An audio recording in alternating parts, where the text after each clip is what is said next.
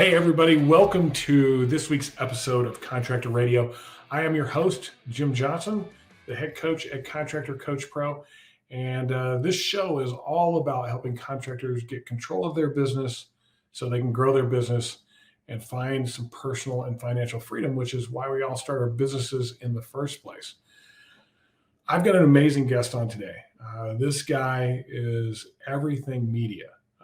And really what he does is he helps contractors become famous. We've done some things like this on social media, but we're going to talk a little bit about how to become famous on video and various other platforms and why it's so important to your business. And we're probably going to learn some pretty cool things about this guy.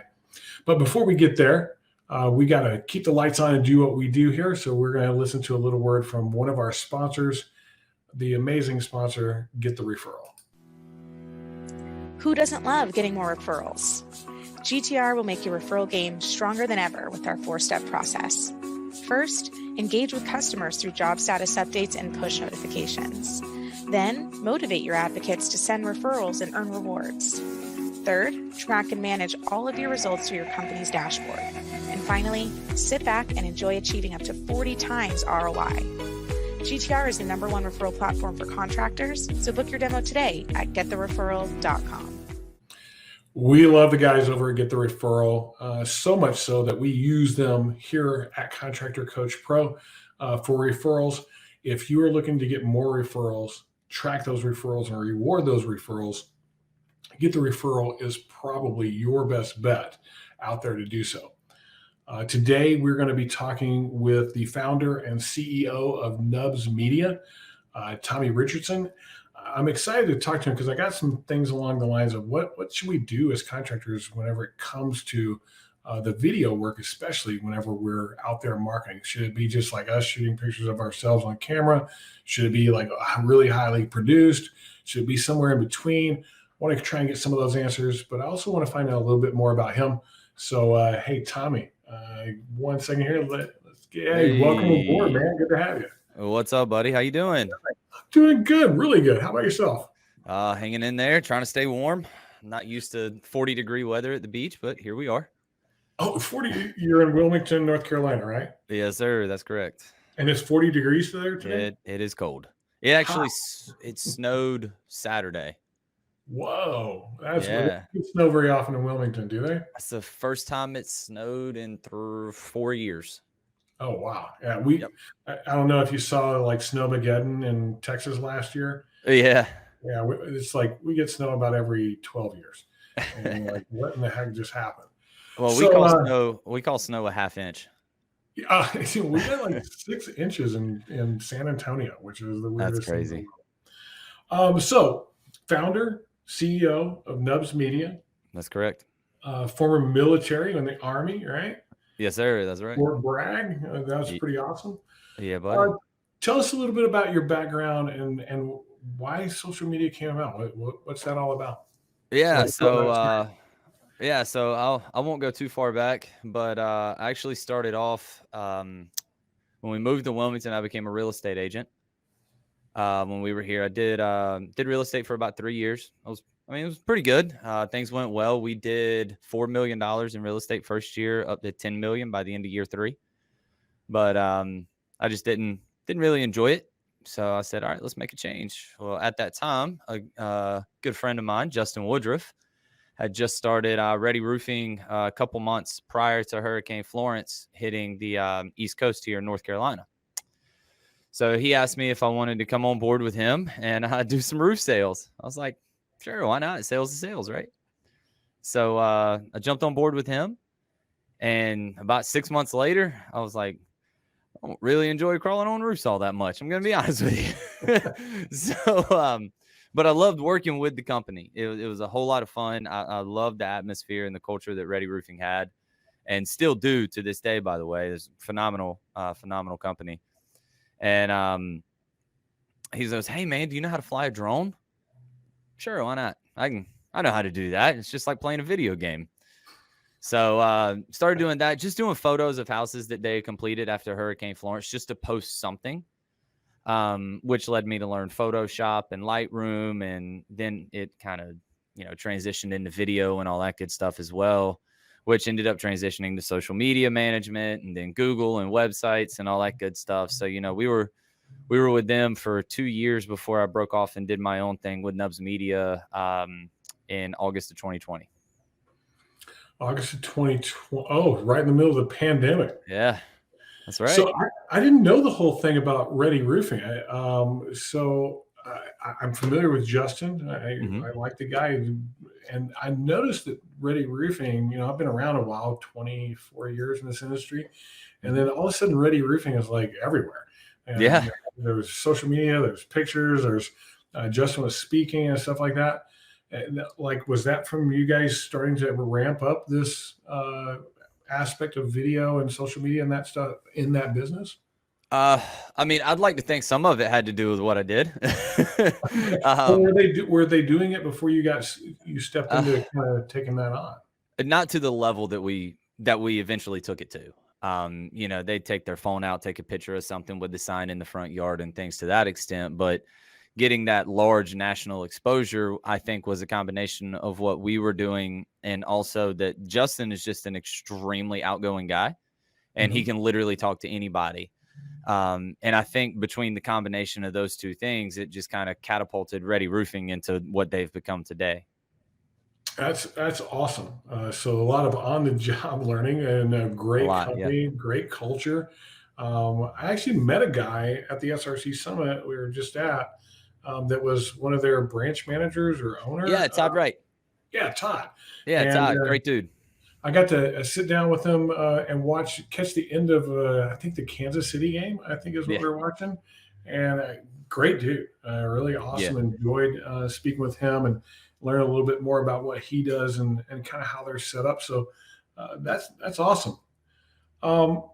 Before we talk more about Nubs Media, military. Yeah. That background. I have a huge appreciation for anybody that serves. Our freedom is what you guys are protecting. I think it's absolutely amazing. So first things first, I just want to say thank you. Well, you're more than welcome, sir. It is an amazing thing that people will put up and sacrifice for this country. My grandfather, retired military. My uncle, retired military. My brother, retired military. Every male member in my family has been in the military except for me. And the reason for that is I actually went to my grandfather and I said, hey, baseball's over. I don't know what I'm going to do next. I'm thinking about going to the military. And he said, not you. And I went, what? Wow. Okay. His job is to talk to all the male members of the family and convince them to go in the military. That's what interesting. And he goes, not you. And I said, why not? And he goes, well, you realize the highest I made it was a master sergeant in 22 years. And there's a reason for that. And kind of butted heads with it. You don't get stationed in Thule, Greenland because you were doing everything you're supposed to do. Yeah. And he goes, you're too much like me. And it's going to go one of two ways for you. You're either going to be Mr. Gung-Ho or you're going to be in Thule, Greenland. And so I don't think I want to take that chance with my grandson. So you might want to find something else to do. Military, what is that like? Seriously, I've never been able to ask this question on my show before, but what is that like to go and serve and just do that thing? Did you love it? Did you hate it? Did you just do it? What was it? Man, I loved it. I loved every second of it. My plan was to be career military. This was never part of what I had planned for myself when I was 19, 20 years old. Our stories are complete opposites. My great grandfather served in World War II, and then nobody served in the military until I did. And when I went in 2008. Wow. Yeah. So it was like a major, major gap there. So everybody looked at me like I was crazy. Which, I mean, to a certain extent, you got to be a little crazy to join the military, right? But man, it was fun. Those first couple weeks in basic training, it's a mental shock. You have to get up early. You got to go work out. When I went into the military, I was 6'1", 270 pounds. I was a big boy. Ooh. I had a I had a 42-inch waist. Wow. Yeah. And when I got out of basic training, I had dropped 3 sizes in my ACUs. And I was also 180 pounds. So I lost 90 pounds in 16 weeks. Wow. Yeah. So, for me, it was just like, I got to go run. That sounds awful. Like, I don't want to do that. I don't want to do push-ups. I don't want to do any of that mess. Like, I couldn't climb a rope when I got to basic training. I had to learn how to climb a rope in order to pass certain standards that they had for us. But you eventually just get into that routine, and you don't even realize it until you're out of basic training and you get around your family. Like things need to be done a certain way, like your clothes need to be folded a certain way. You walk at a certain speed, when you do something, you don't stop until it's done type of deal. You know what I mean? Like that's just what you learn. And then when I got to the 82nd Airborne, it was a super easy transition. I mean, it just was. The only thing that really messes with you is when I got to Fort Bragg, basically you're in hold for about a week until they can get you to your unit. So you're just kind of chilling on post, just doing your thing. And they told us, they're like, hey, you're going to, this battalion and this company, and they're deploying in October. And this was in June. I was like, oh, all right, well, I guess that just got real, because that doesn't set in while you're in basic training. Right.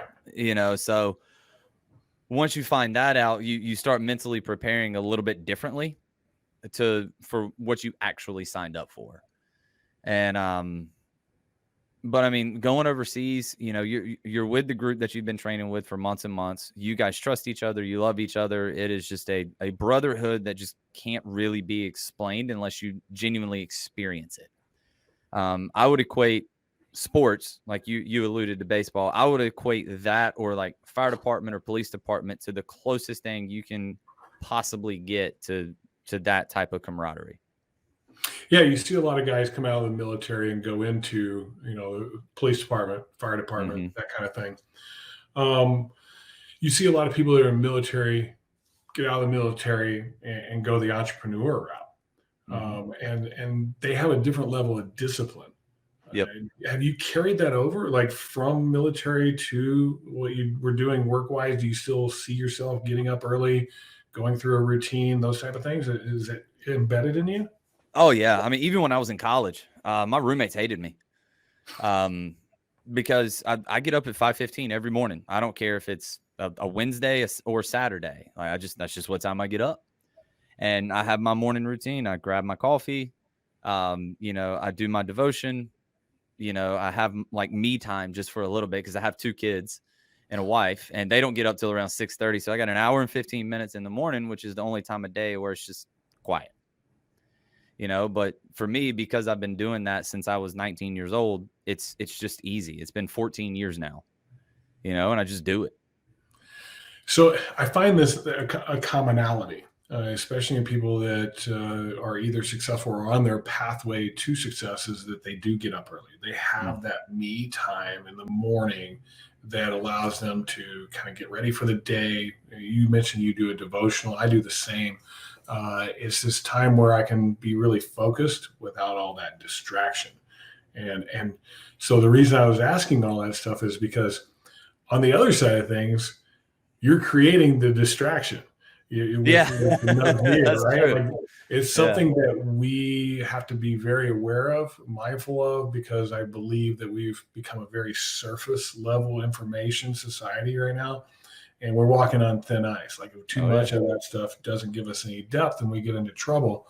How do you balance that? Like, because I mean, is that like a new concept to you? Like, hey, I'm over here going, I need my me time, my quiet time, my focus time, and I'm going to go out here and create a bunch of distraction because I need people's eyes on my stuff. Yeah. So I know for me, this may sound weird to some people. I'm not on social media that much. I'm really not. That's just, I don't know. Like, I just don't do it. Like, you go to the bathroom or something, I'll scroll TikTok or Instagram or whatever. But outside of that, I don't really like lay around the house and look at my phone. I just don't do it. And that it's hard for me to do, because I want to see how our stuff is doing. I want to see how our customer stuff is doing. Like, did this video work? Did that post work? Are they getting the engagements that they want, and so on and so forth? But I have an amazing team around me that assists me in that.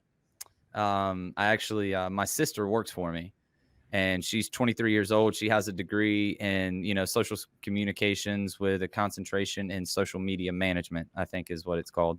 Wow. I think that's what I couldn't believe that was a degree. Yeah, I was like, that's a thing now? Yeah, I couldn't believe it. When she told me that's what her concentration was in, it completely caught me off guard. But so I hired her. She's been with me for a year now. She got hired January 1st of 2021, and she's been with me for a little over a year now. And, fortunately with her, she really takes care of that side for me, so I don't have to keep an eye on it. She just does it. Same thing with our website stuff. I got a guy that does that for us. His name's John. He is absolutely amazing. But yeah, to balance between those two is really hard, because I understand how important it is to have that quiet time free of distraction, but it's my job to disrupt that at the same time for my clients. Yeah. You mentioned this. I want to look, right? I want to look. I want to see. I want to see how we're doing. And that's that dopamine rush that we get from somebody validating whether we did well or not, right? Yep. That's why people make posts on Facebook, is to see how many people like them. Is really what it comes down to, because we constantly go back looking to see, hey, did somebody like that or not like that?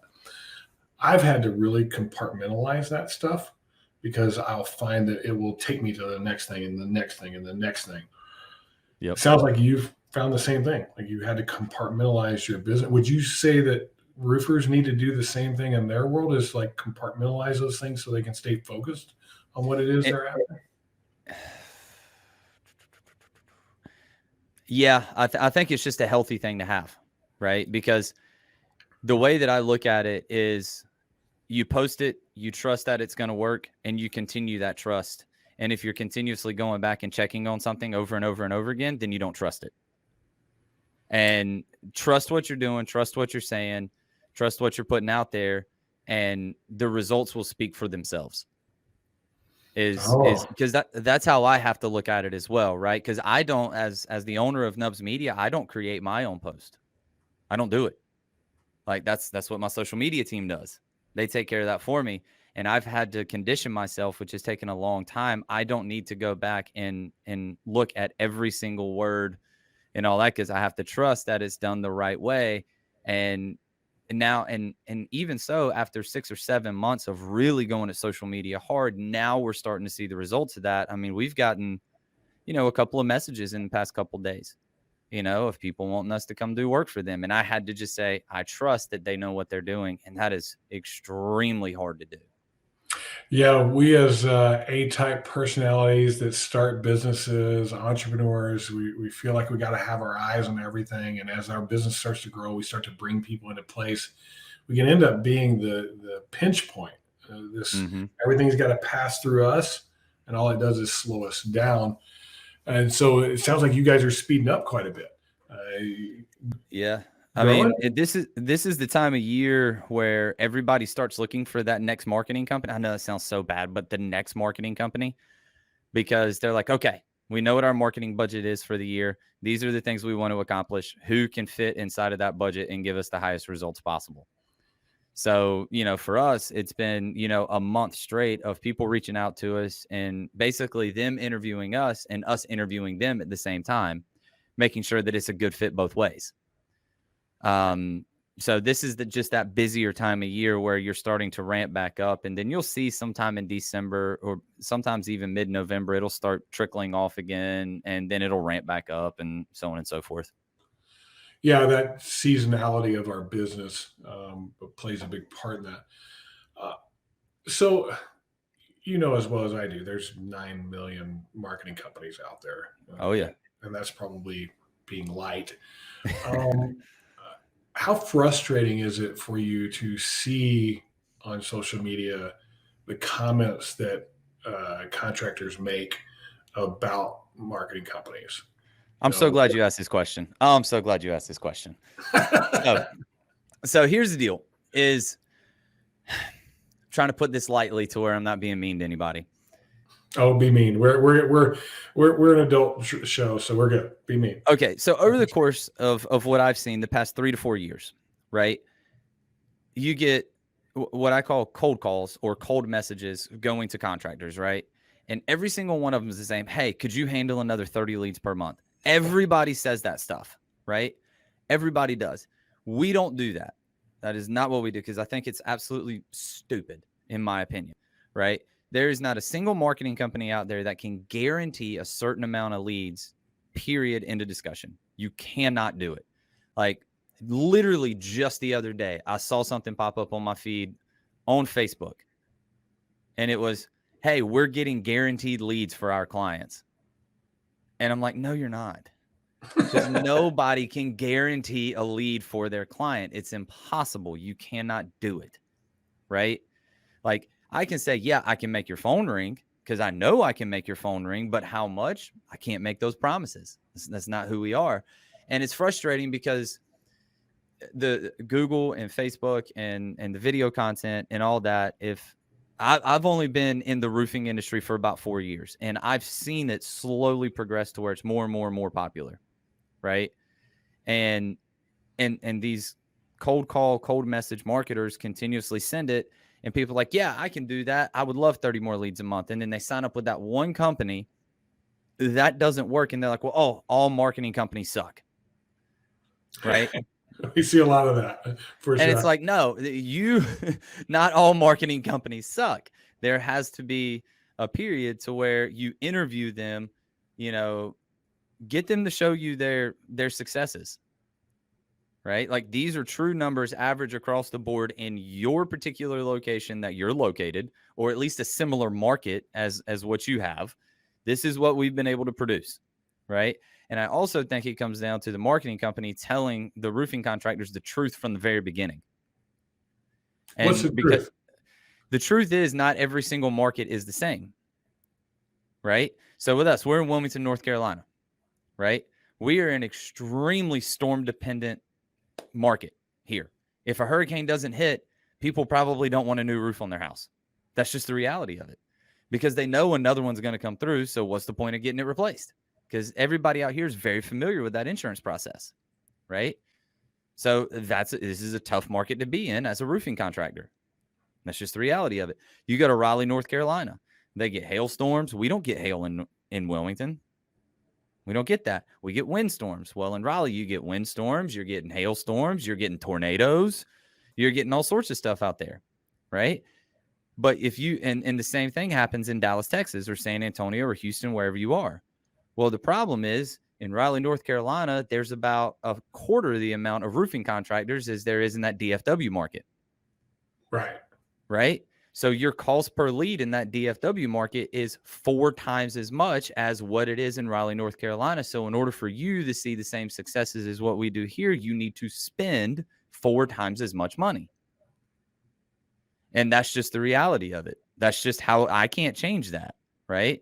So telling the contractor the truth from the very, very beginning, and just being straight with them, so you're managing expectations, just like you do if you were to go sell a roof to a homeowner. You have to manage expectations from the very beginning and just set realistic goals. This is what we're looking at if you spend this much money. And too many marketing companies out there are just like, nope, I just want to get that short-term paycheck for at least 6 months, get them on that contract, and we're good to go.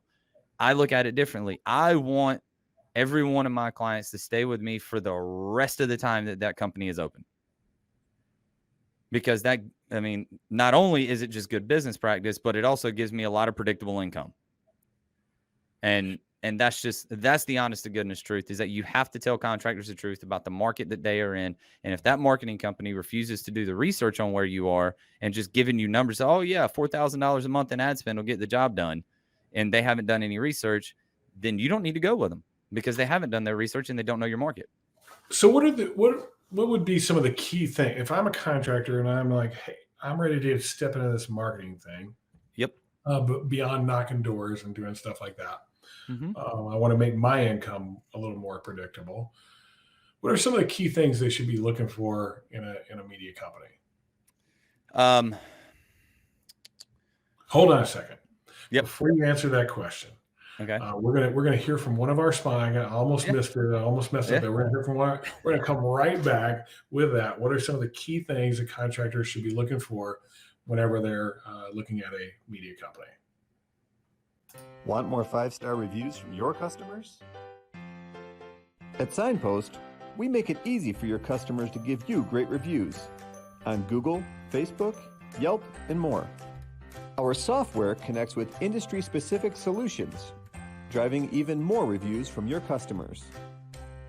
Drive loyalty and repeat business by sending the right messages at the right times to your prospects and customers. Message your contacts from anywhere, anytime, using text, photos, and video all in one app. Check on progress with campaigns and review generation across Google, Facebook, and Yelp. Visit signpost.com and get your demo today.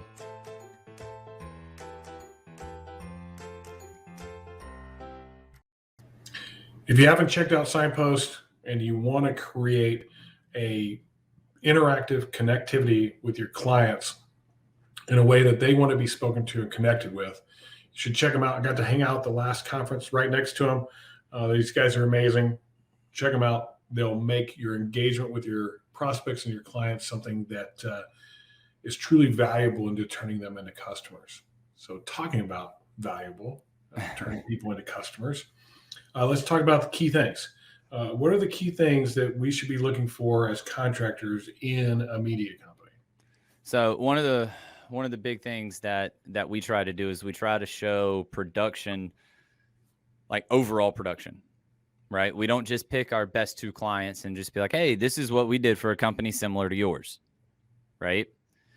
So and I've watched a lot of companies do that because I've been on those calls with them when they've made those calls. So I would say get an average of what they're doing across at least 5 different people is what I would do. So like, for instance, if you're looking to get into pay-per-click ads, right, on Google for Google phone calls, okay, show me 5 different companies that you've actually worked for, and then show me the results that you've been able to get those companies in a similar, industry as what I'm in. Right. That would be the first thing. Don't just let a marketing company show you the absolute best one that they've ever done business with, because we all had that one client where it just drastically exceeded expectations. We have that client too, right? Like we had a client, we were averaging an extra 60 phone calls a month for him. Wow. Couldn't believe it. Like it completely caught us off guard, right? Completely caught us. And we're like, this is freaking great. Right. And they loved it. We loved it. Everything was going phenomenal. Right. So, and still is. Everything still is going great. But that's just one client. Well, what about that other client where it took me 3 to 4 months to really hone in on what it was that they were looking for, because they were a very specialty company. They only wanted to do metal roofs. That's it. That's all they cared about, because their thing is they wanted people who wanted to upgrade their current roof because they're in the Wilmington market. Right. So they were looking for more retail stuff. Well, those phone calls might have been 10 a month, not 60 a month, right? But if you're closing 5 metal roofs per month, you're still making decent money with the level of investment that you made with us. The way that I look at it, if you're spending $5,000 a month with me, I should be producing $50,000 a month in sales for you. So we try to 10x your total investment. That includes ad spend and everything. So if you're doing $10,000 a month, we should be producing $100,000 a month in sales. Right? Okay. That's kind of how we look at how that is supposed to go. Gotcha. From a pay-per-click standpoint, from pay-per-click with like Google and all that good stuff. So anything else we should be asking? So I want to see some comparisons. That's one of the keys. Like, hey, not just your best, show me 5. Maybe even talk to them. Like, hey, can I get their number and talk to them how the experience went? Mm-hmm. Well, that was going to be my next thing is referrals, right?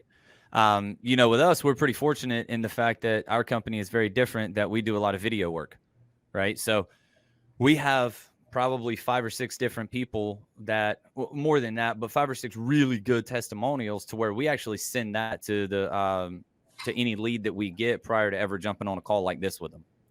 So that way they can hear it from people that we've done work for, that we're worth the investment. So I Okay. think testimonials and referrals is a huge thing. And the thing is most media companies or most marketing companies should have a couple of people who are willing to vouch for them. Right. I would agree. Yeah. They should realistically. Seems like that would Right. be important. Yeah. And then from the media standpoint, if you're hiring a videographer, and 95% of contractors get this right, is look at their portfolio of work. What do they do the most of? Right. For us, we work primarily with roofing contractors, just to be honest. I mean, 70% of our clients are in the roofing industry. So we're extremely comfortable climbing on roofs and getting the right shots. I know what needs to be said. I know what needs to be filmed.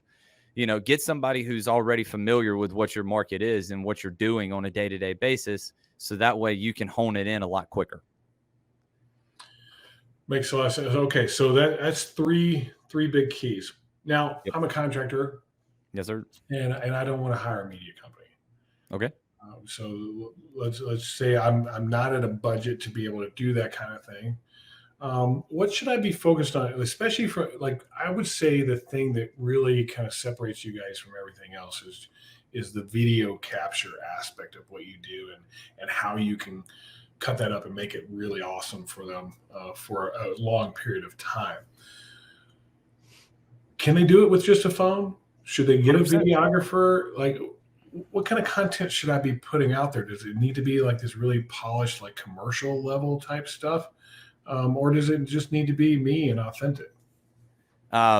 Just be authentic. I mean, I would say, I know at least with an iPhone, right? I can film 40K 60 frames per second on that iPhone. That means I can slow it down to 50% speed and give it that smooth butter look with the slow motion, right? Yeah. Anybody, and I'm sure Samsung phones and Android phones, you have that capability as well. I just don't know because I don't have one, right? I got the Pixel here. You showed up green on my phone. I knew you didn't have an iPhone. But just be authentic and be yourself. Not everything has to be perfectly polished off, right? Not everything does. I keep going back to Justin because, me and him are good friends, so I see a lot of what he does. Of course, he has his polished off videos that we do for him, right? But, man, 70% of the time, he's just out there with his phone, just going live and doing his thing from his cell phone. Right. And that works too. There's absolutely nothing wrong with doing it that way. So we got a couple different approaches. You got, hey, really polished stuff. You've got more authentic. The more authentic is easier for us as contractors to do sometimes. If we're okay with being on camera. Mm-hmm. A lot of guys are a little uncomfortable with that. I had a client and I'm like, hey, you gotta start taking some videos. Just seriously, he's like, dude, I hate being on camera. Look at me. I don't want to be on camera. Being on camera is going to suck. I said, well, shoot the first few and send them to me. Just send them to me. I'll look at them and I'll let you know. So he sends them to me and they're terrible. They're all choppy and all that. And I'm like, but that's okay. Like, that speaks to people. This, hey, I'm doing the best I can with what I have. And I'm going to do that for you too. You get this following of people that are like, hey, I like that. I like this thing. And the other thing that happened was I noticed with each one, they got a little better. Mm-hmm. I said, see what happens when you start to do them, they get better and better and better. So this consistency thing, what do you think about that? Like, how consistent do I need to be? Oh my gosh, consistency is everything, right? So when we were with Ready Roofing, I keep going back to that because that's just such a great example of consistency. Justin was like, I don't care about the music. As long as everything is said the right way and it's truthful, post it. Just get it out there, right? So, like, I would film with him from 8 in the morning until 12 in the afternoon, and then I would spend a couple hours because I wasn't that good at it yet. I would probably spend 3 to 4 hours. Like I said, I wasn't good at it, so I didn't know what I didn't know. Yeah. And then we would just post it. By 5 o'clock every afternoon, we had a video out for 4 straight months. That's just what we did. At 5 o'clock every single day, a video went out, whether it was one that I did or whether it was one that Justin did or any of the sales guys did. Every single day, a video got posted. Bottom line, right? And for me, where I'm at now, it's hard for me to be able to post a video every single day for the client when we do the social media management side of things, because there is a responsibility that the business owner has to take on that as well, of just doing it yourself, because we don't film with every single customer every single day. Right. So we try to get between 4 and 6 videos a month that we can post that are extremely polished off, but we also try to help them from the standpoint of, you've also got to do it yourself for the consistency factor, right? So just kill them with content was kind of like our saying for the longest time. Kill it with content. No matter what it is, just post it, because it doesn't matter. It doesn't matter what it is, post it. And that was our philosophy for the longest time. I liked how you said, as long as what they were saying was truthful, post it. Yeah. I think that was the key, right? Like, it didn't have to be perfect, just as long as it's truthful. It's actually who you are. There's something that's like this whole show is kind of revolving around. Kind of started with your military thing. We were talking about that. Now we've gotten into this consistency thing. The thing of consistent small actions over a long period of time create something. How do you see that? So years ago, we go to Port City Community Church here in Wilmington, North Carolina, and it was probably the second time I ever went to church here, because we had just moved here in 2016. Yeah, 2016. And Pastor Mike Ashcraft, I love this jerk. I've never actually met him in person, but I love him, right? He goes, it's not one big action that's going to change your life. It's numerous small actions done the right way over the course of time that will change your life. Could not agree more. And dude, when he said that, it just clicked in my brain. I'm like, God, he is so right. He is 100% right. I'm sure, I love you, Mike, if you ever hear this, but I'm sure you're not the one who came up with that, right? No. But I mean, he might have been. I don't know, but I seriously doubt it. Somebody else has probably said that before. I think that goes back to the early philosophers. And I think I saw a quote similar to that from Socrates, actually. Yeah. And I'm a big person on that type of thing. Like, I'm not going to do something big every day, right? Like this big action. Like I did that speech at the SRC thing. That wasn't the big action. That was the compilation of thousands of little actions to get to that particular day. And it's kind of just how I treat my business. It's what we teach. It's super important, that consistency aspect of things, because consistency breeds excellence. Just does. 100% it does. In the military, wake up every single morning at this time. We do these drills. We do this run. Like, you do this practice over and over and over again. So then when it becomes the time that a life is on the line, there's no thought to it. You just do it. You just do it. It's the same, like, big thing going on right now, football playoffs, right? Yeah. And when it comes down to those last critical minutes, you can see the ones that are just doing what they're supposed to do. And then you can see the ones that didn't do the practice that was necessary to get to there. One of the things, if I may, just real quick. Yeah, go ahead. One of the things that we do, and we try to consistently do for every person that we work for, whether it's with us or, whether it's, we're helping, somebody else out that maybe we're helping another company get a client right, if that makes sense. Right. Your training pays off over time, right? If you train in it every day, like you said, it's going to pay off, because at some point it'll just start working because of consistency. And what we try to explain is consistency in social media. You cannot expect it to turn around in 1 month, because you've only been training your following for 1 month what you're doing, right? Because you also have to train the people that follow you. Okay. And through what you're posting, through how you're saying it, through your branding, and all of it comes through consistency. Well, you can't learn how to perfectly shoot a 3-pointer at an NBA range in 1 month. It's not going to happen, right? You can't learn how to throw a perfect curveball in a month. It's not going to happen. What does it take? It takes years of training to do that, right? Yeah. What level are you at? Are you at Little League or are you at the major leagues? Exactly. And that's what we have to go in, and we have to assess the social media presence they currently have and what they're currently getting and go, okay, we're playing Little League Baseball right now. So we've got to essentially learn how to field a ground ball first. And then we can figure out how to turn a double play. So, you know what I'm saying?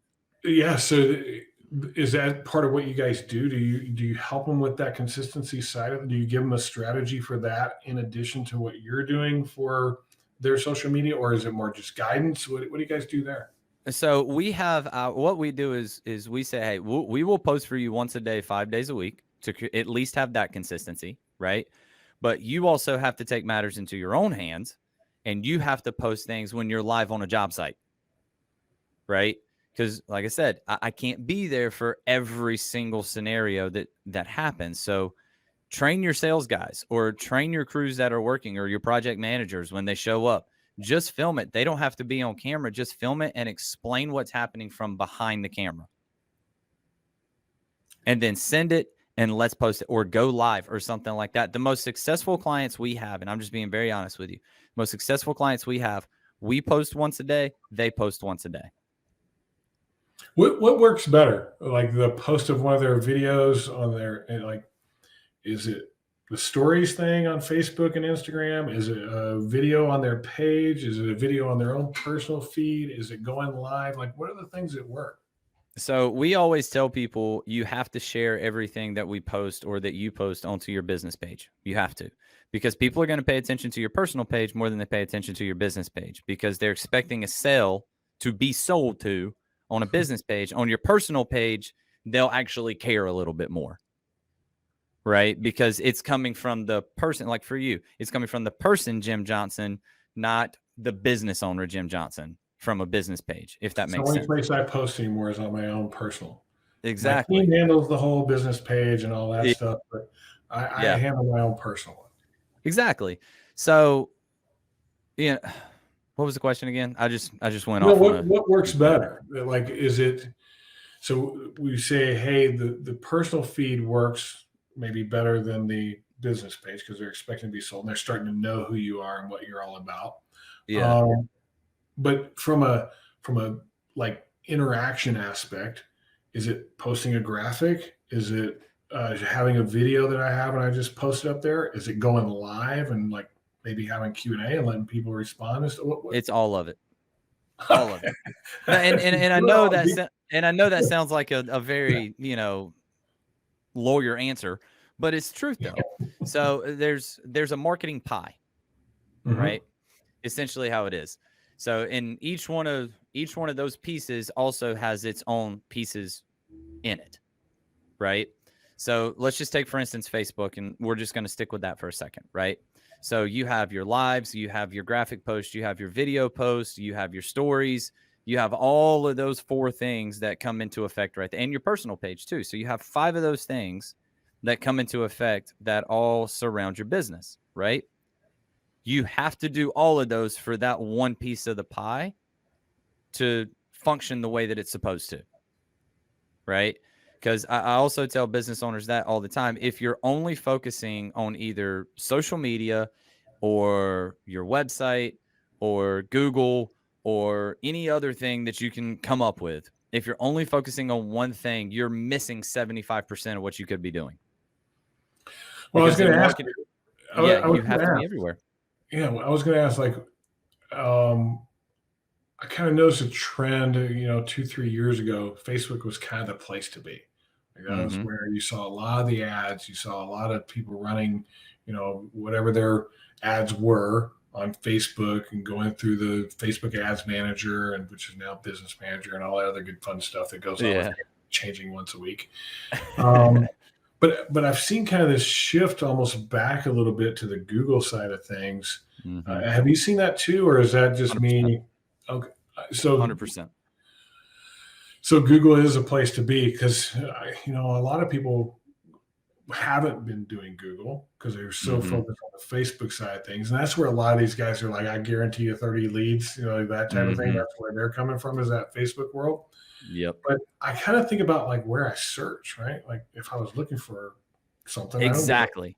I don't go to Facebook and say, hey, roofing company, right, in Wilmington. Nope. I did that on Google. Why do Yeah. you think people don't spend enough time on Google? Because it costs a lot. I mean, just being straightforward with you. I mean, Google ain't cheap, right?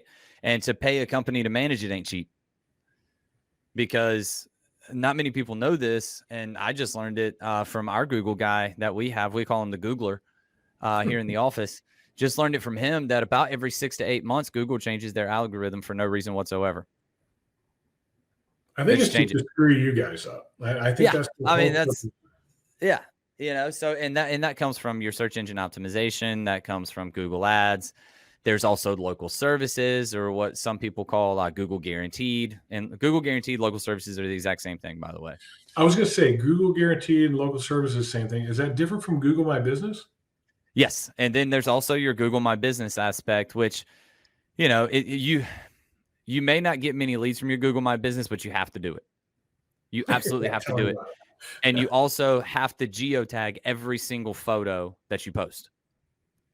Because what that does is that attaches a location to that photo. So if we're in Wilmington, North Carolina, and somebody Googles, the Atlas Pinnacle Pristine, shingle, right? If they Google that and then they click on photos, you don't want them seeing it in, Dallas, Fort Worth, and your business is in Wilmington. So you geotag it to that specific area. So only people in your area will actually see your photos. Aren't your photos already geotagged? Yes and no.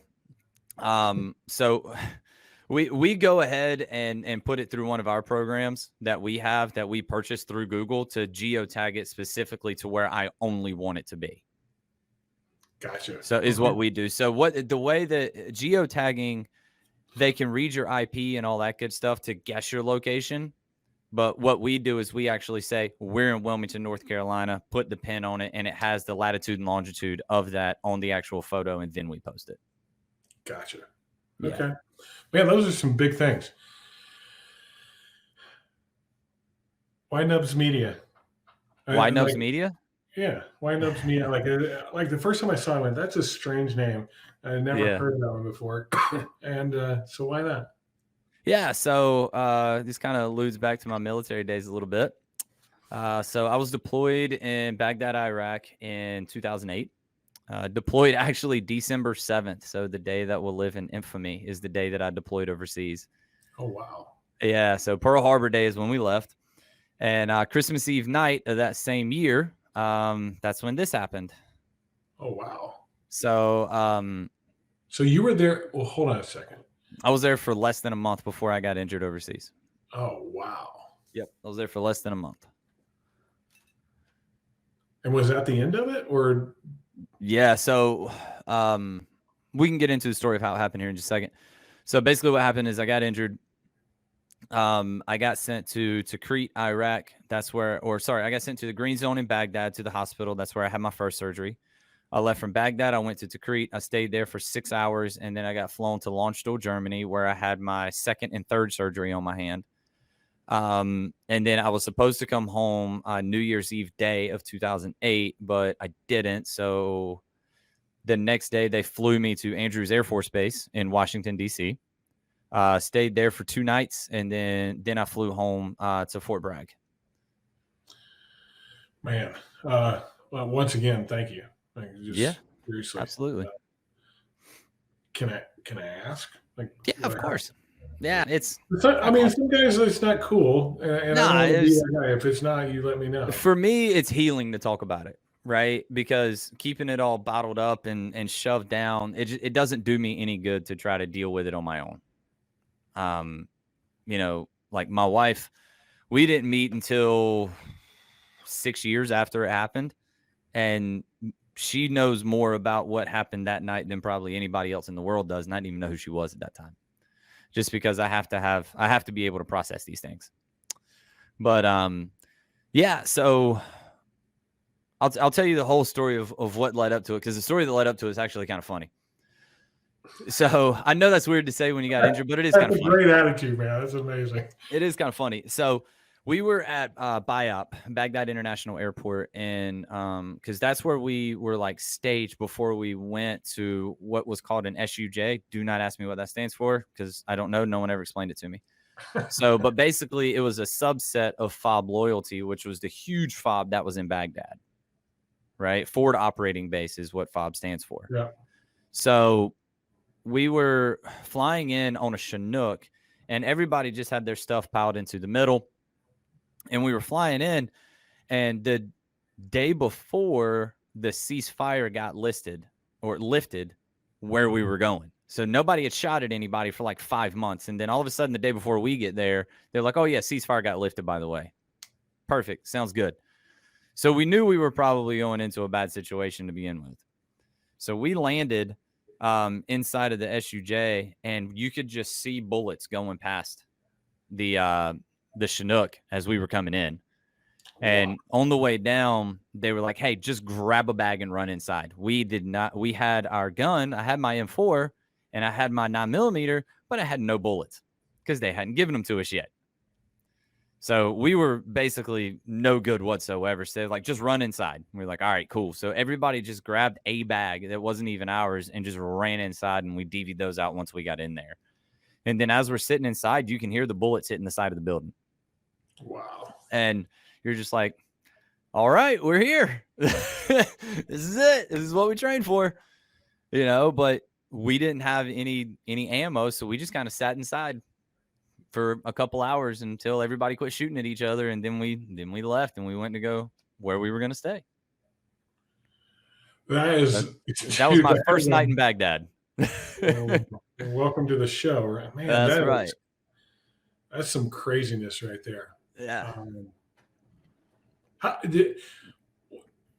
don't even understand how you process that.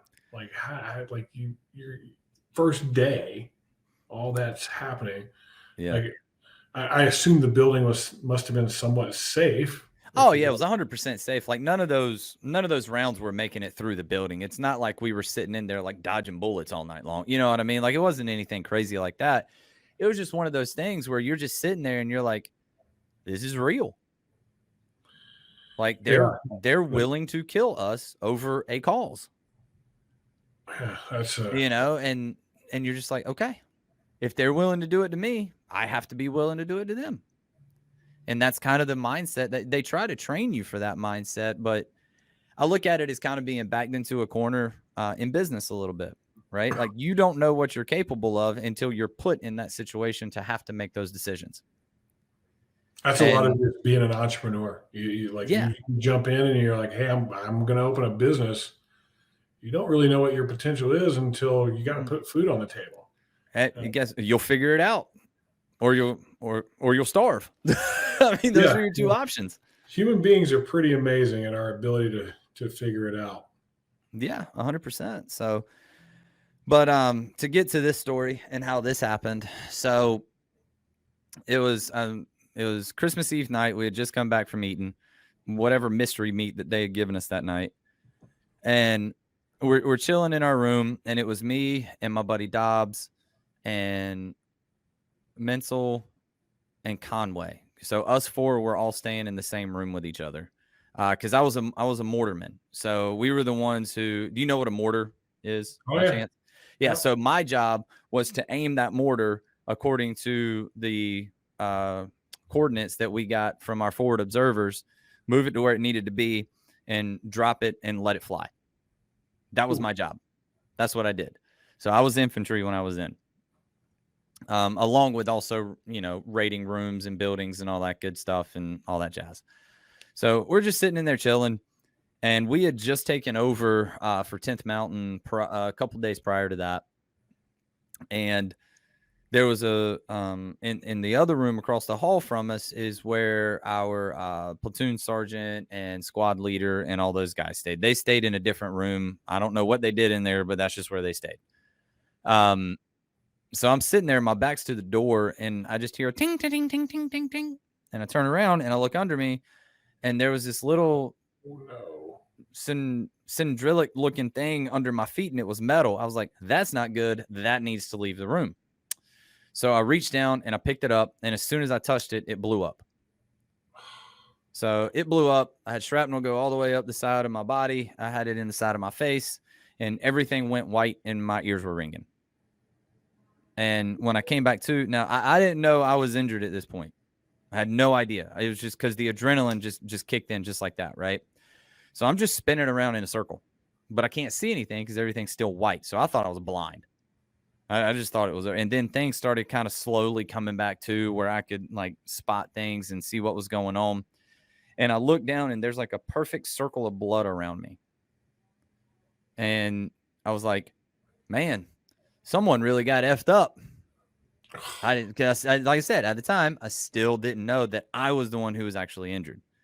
So I saw my buddy Dobbs laying on the floor on the other side. And my first thought was, he's injured. I got to go help him. And as soon as I did that right there, that's when I noticed that I was the one who was injured, because I like saw like everything just kind of like hanging there. And I was like, that's not good.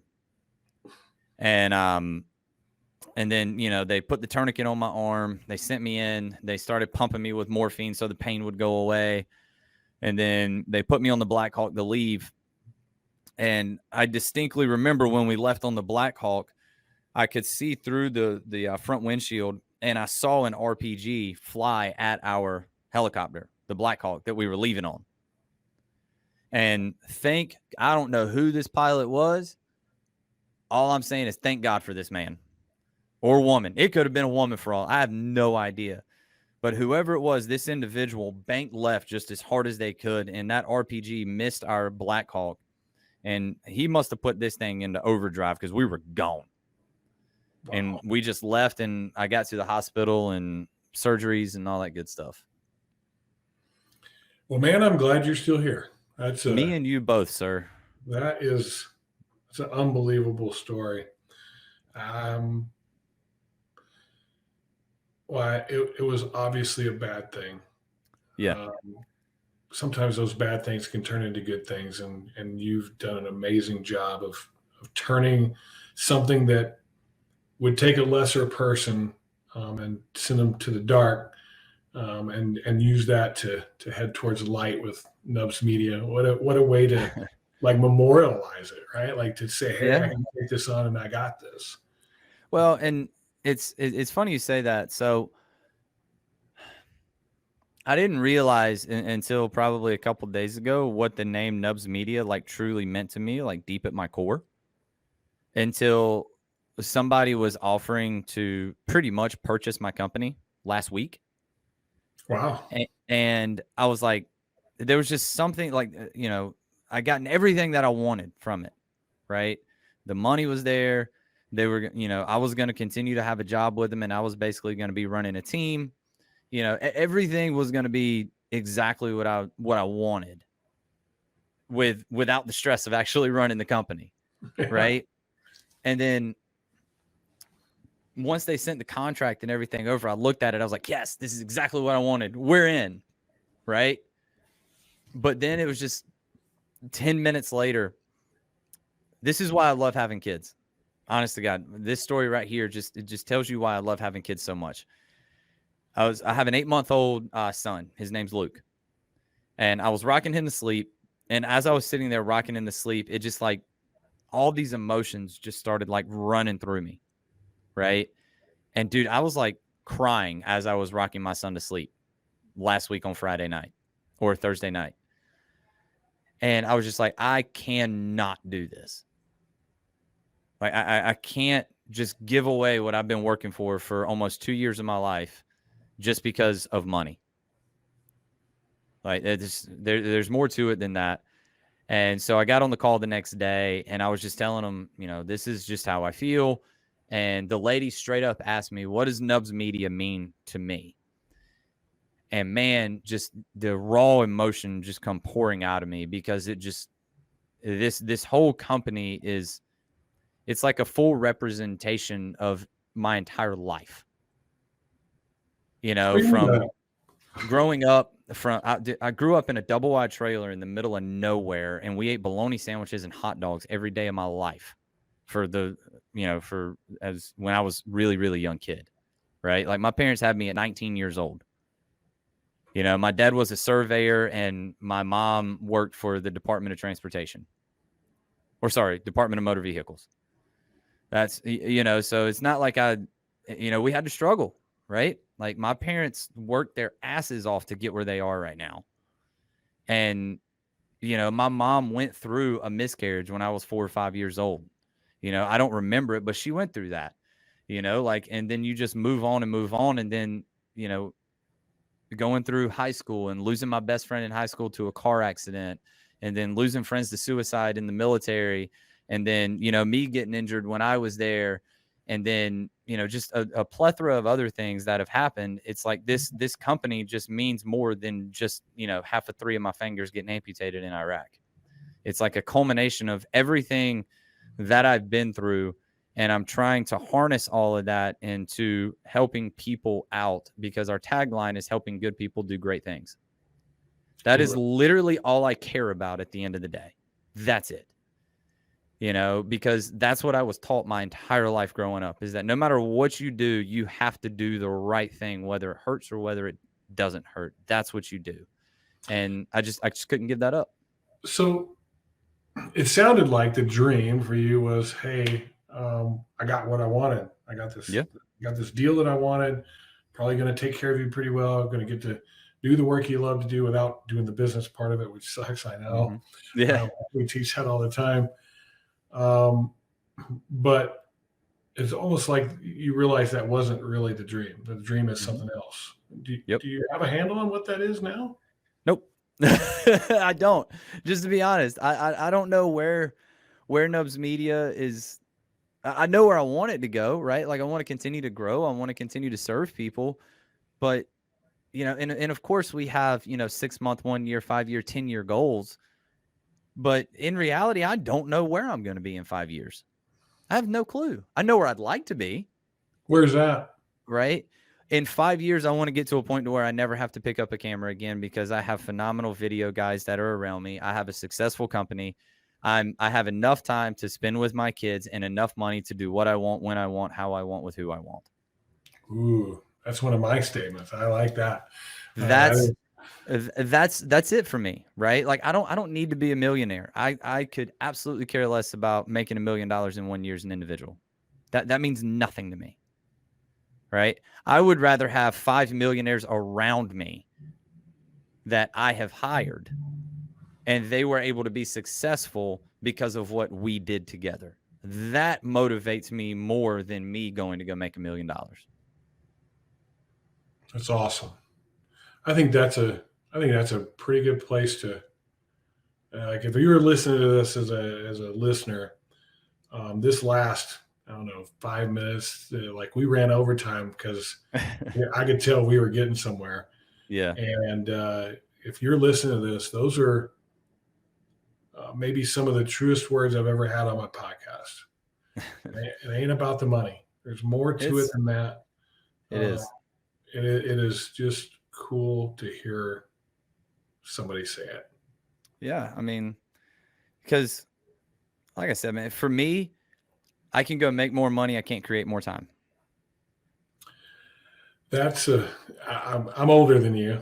And, yeah. The older you get, the more you realize that. More you realize that that we are not immortal, we are mortal. There's an end coming.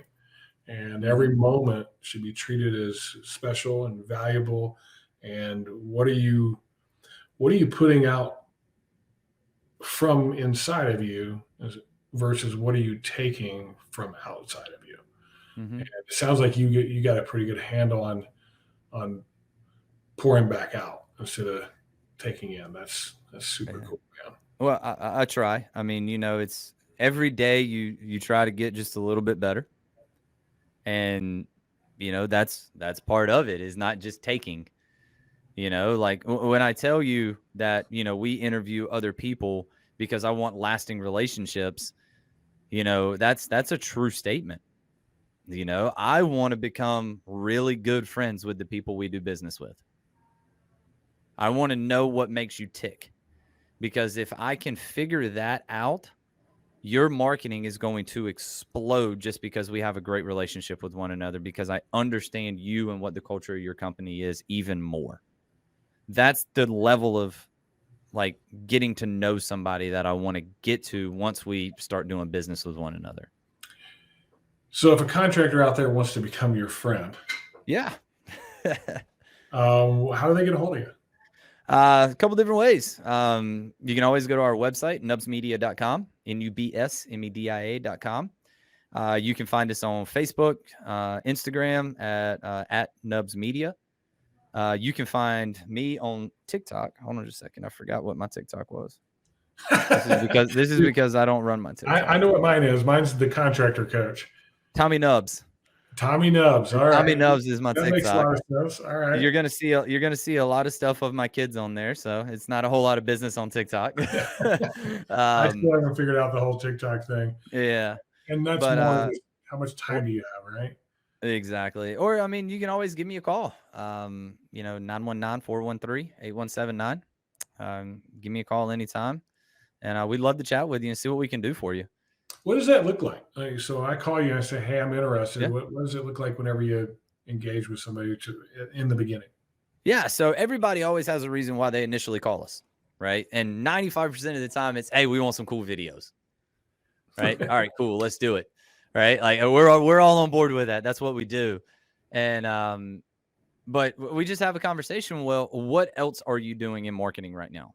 What are you currently doing that could assist in the video side of things? Oh, well, nothing. Or, oh, we do some SEO. We got our website. Okay, great. That's awesome. What are your biggest pain points that you're currently having, in marketing? What are your goals? What are you trying to get to? Because what we're trying to do, again, is understand what it is that we need to do in order to get you to that point. When you ask those kind of questions, do they actually know the answers, or are they just more like, I know I want to do some marketing? Sometimes they know the answers. Sometimes they don't. Like I had a conversation with a guy earlier today, and he was like, yeah, we just signed up with a company and they're doing SEO and pay-per-click. I don't think they're doing anything on social media. I'm not 100% sure. We signed up with them like last week on Friday. I'm like, you don't even know what you're paying for? So it's, but some guys, they're on it, man. That's one of the things we coach whenever you're going to look for a media person. One of those keys for us is to go there knowing what you want. Exactly. This is what I'm looking for. I'm trying to get to this specific and be specific. Mm-hmm. I'm trying to get to this number of leads. I'm trying to get to these target people. I'm trying to get to this type of product that I'm out there marketing. Like you said, the metal roof guys. Like you need to have a really good handle on that and who that target market is. And the other thing is like come there knowing what you want your brand to be. Yep. And know how much money you're willing to spend in total. Not just on your quote unquote retainer or management fee for the company, but how much are you all in when it comes to that and ads? Yeah. So one of the things I've noticed about the really good marketing company, I've never asked you this question, but the really good ones will say, hey, this is our number, right? Whatever the management fee is. Mm-hmm. And then they'll say, hey, your budget's going to be determined by what you're willing to spend. That's part of it. But the real part of it is we're going to do some testing first. We're not going to run a bunch of expensive crap right off the bat. We're going to run some small tests. We're going to see what's working. And when we see the one that's working, then we're going to come to you and say, double down, triple down, 10X down, go hard right there. Is that how you guys do it? Yes. So we, if we're running Facebook ads or Google ads, it doesn't matter, right? Like Facebook is a different animal than what Google is. They're not completely different, but we have two different departments that run those for a reason. Right. Right. So like with Google, our guy, John, what he'll do is he'll run mini ads for 14 days. I mean, not spending a lot of money, but enough to get some results. Right. And once he sees that, he goes, okay, Tommy, these are the results and this what we have. Let's analyze everything and see where we're headed. Okay, well, roof replacement and metal roofing are the two things that had the biggest hits over the course of the last 2 weeks. Okay, cool. Let's keep running these smaller ads because we're substantially under budget, right? And then let's double and triple and 10X down on these two things that are performing the best. Because one of the things on Google, not to give too much free information away here, but I'll give a little bit away. You have to pay attention to cost per click on those keywords as well.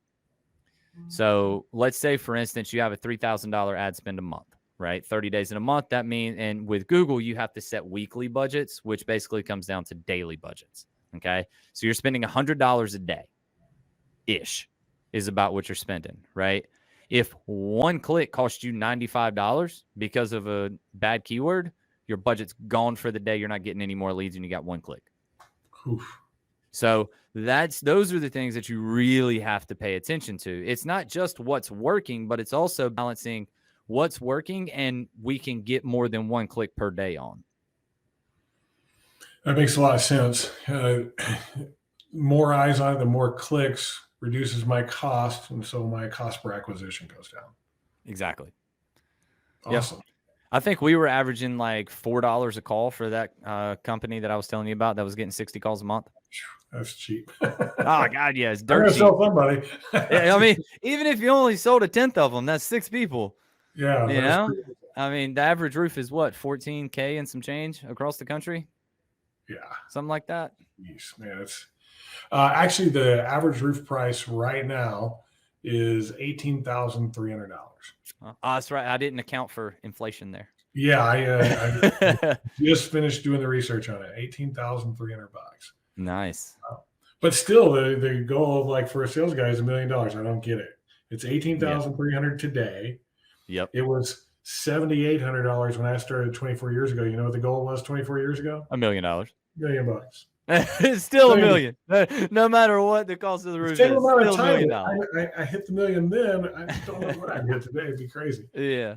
All right. Hey, Tommy, I'm going to let you go. I know you've got things to do. So do I. No, I appreciate it. I really appreciate your time today. Great story. Thank you for your service to our country. Thank you for owning it too. Like owning it and like, hey, this is who I am. And we're going to use that as to explain who we are. And it's helping you follow your dream. So I think that's cool. I appreciate it, Jim. Thanks for having me on, buddy. All right, man. Hey, I'll let you go, and we will catch you here soon, I would imagine. So, oh, yeah. Have a good one. All right. All right. Thanks, buddy. All right, everybody. That was Tommy Richardson from Nubs Media. You want to get a hold of him. You want to become his friend because he only works with contractors he wants to become friends with. Nubsmedia.com. You can find Tommy on Facebook as well. Man, what an amazing story. That was enjoyable.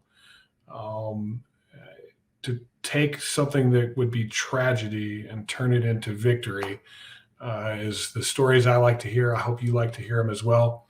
I hope you take whatever you see as tragedy in your life and do the same thing. Turn it into victory. Look at it as a challenge, that it's just this thing I got to get over and get past. I don't use the word can't. I use the word can. And I get consistent about what I do. If there was anything that I learned today talking with Tommy, that consistency is what pays off, not just in our social media, in our business, in our lives, in our relationships. Do that, just little incremental things every single day, and you will get to what it is that you're looking for. Thanks for being here on Contractor Radio. If you're looking for help with your business, you can always find us at contractorcoachpro.com. Take our little contractor assessment. Just click the button that says assessment on it. You'll take an assessment. Take about 20 minutes because it's intense. And from that, we'll do a free coaching call with you. Not a sales call, not a sales pitch, none of that kind of stuff. Like truly coach you on the results of your assessment. If you like it and want to be a client, great, because we like friends that are clients as well. If not, we will provide you value that day to help you take some next steps in your business. Thanks for hanging out with us here on Contractor Radio, and we'll catch you next time on our next episode. And we look forward to seeing you.